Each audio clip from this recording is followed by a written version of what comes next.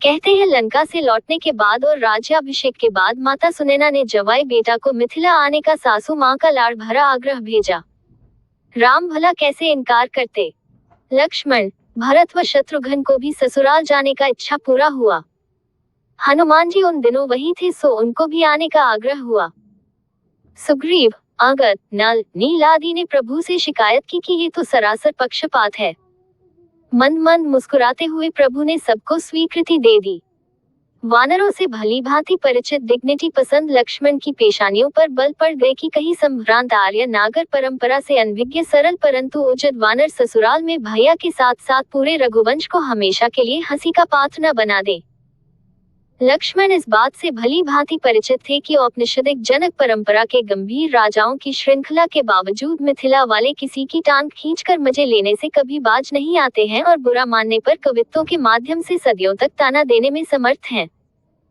लेकिन भैया का आदेश टाल भी नहीं सकते थे, इसलिए उन्होंने सुग्रीव, हनुमान जी, अंगद, नल, नील आदि को नागर परंपराओं की ट्रेनिंग देना शुरू किया और बाकी वानरों से कहा कि वे ठीक वैसा ही करें जैसा उनके उत्पत्ति करें। कैसे प्रणाम करना है, कैसे प्रणाम का उत्तर देना है, कैसे बैठना है, उठना है। विशेषतः सामूहिक भोज के राजसी नियम कायदे क्या हैं। रास्ते भर ये ट्रेनिंग लेते हुए अयोध्या का यह अद्भुत सार्थ मिथिला पहुंचा। सुसंस्कृत कर्मकांडी वासिष्ठ आचार्य, अयोध्या के संभ्रांत श्रेष्ठी पौरजन, श्रृंगवरपुर के श्यामल निषाद, सौराष्ट्र से आए ऋक्ष और दक्षिण के वानर, शिव बारात का दृश्य पुनः उपस्थित हो गया। मिथिला में जवायों व उनके मित्रों, सहयोगियों का हार्दिक स्वागत हुआ।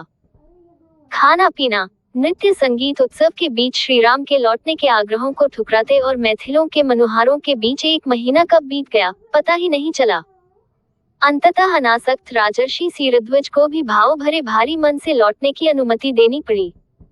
विदाई पूर्व संध्या पर भव्य सामूहिक भोज का आयोजन हुआ। लक्ष्मण बहुत संतुष्ट थे। सब कुछ उनकी ट्रेनिंग व प्लान के हिसाब से ही हुआ व सब कुछ ठीक हुआ। संध्या को भोज में सब पंक्तियों में विराजे। अपनी अपनी रुचि के अनुसार सामिश निरामिष व्यंजनों की लंबी तालिका थी और विशिष्ट व्यंजन के रूप में था कटहल। हनुमान जी को कटहल बहुत भाया, विशेषतः हलों ने स्वाद की उसकी गुठली। हनुमान जी ने कटहल की गुठली निकालने को उंगलियों से दबाव डाला और गुठली हवा में उछल गई। हनुमान जी के दिमाग में कौंधा, हो गई बेइज्जती, और इज्जत बचाने की खातिर वे उस गुठली को पकड़ने उछल पड़े। अंगद भी उधर देख रहे थे। सीनियर की उछाल को इशारा माना और उन्होंने भी कटहल की गुठली उछाली और उछल पड़े। फिर क्या था, कटहल की गुठलियां हवा में उछलने लगी और उनके साथ ही वानर भी।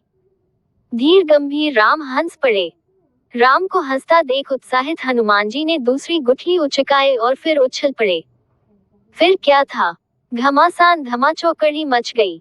अयोध्या वाले झेपे जा रहे थे और मिथिला वाले हंस हंस कर मजे लिए जा रहे थे।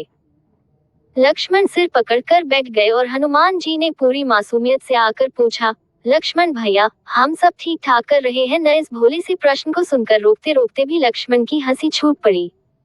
इधर कभी न देखी गई राम की उन्मुक्त हंसी जारी थी।